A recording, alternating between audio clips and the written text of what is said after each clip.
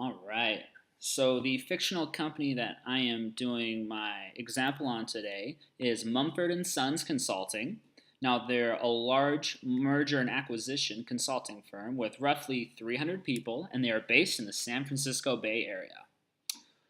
Okay, so every Friday, Mumford and Sons thinks that someone has been clearing out the bagels from all their break rooms. Now, the company spends roughly $150 a week on stocking bagels in the break rooms for their staff to, consume as they wish. Now, they have estimated that they lose approximately $30 a week from the bagel theft that occurs on Friday, and this theft comes out to approximately $1,500 a year.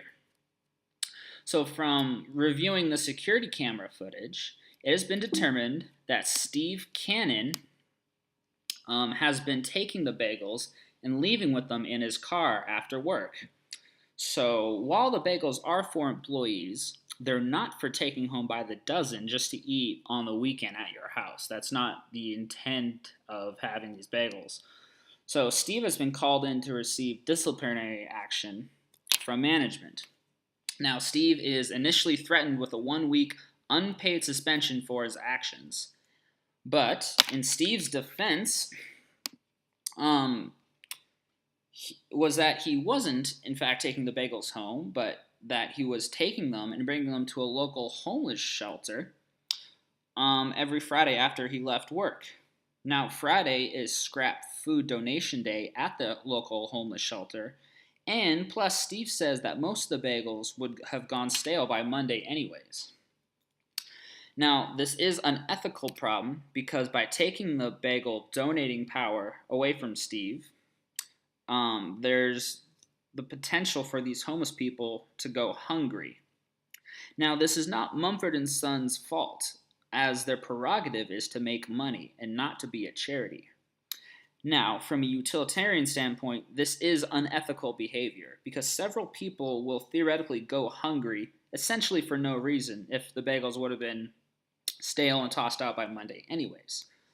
Now, although this contrasts with the egoist standpoint, specifically the business egoism, which states that it would be perfectly ethical and fine for Mumford and Sons to not allow Steve to donate these bagels because Mumford and Sons would simply be acting in their own self-interest. Now, again, if we look at Kant's ethics, Mumford and Sons would be acting unethically because taking the bagels from the homeless doesn't have universal acceptability. That is, if Mumford and Sons, or rather the management there, would to have the tables turned on them, they would have want to be fed by these bagels if they were hungry, and in the opposite situation. Now, upon reviewing the case and talking to Steve, the management do acknowledge that the bagels were usually stale and tossed out by, Monday, Tuesday, or even Wednesday of the following week anyways.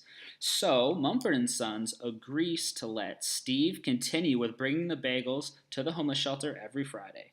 But, as part of the agreement, Mumford and Sons will be listed on the homeless shelter's website as a corporate sponsor.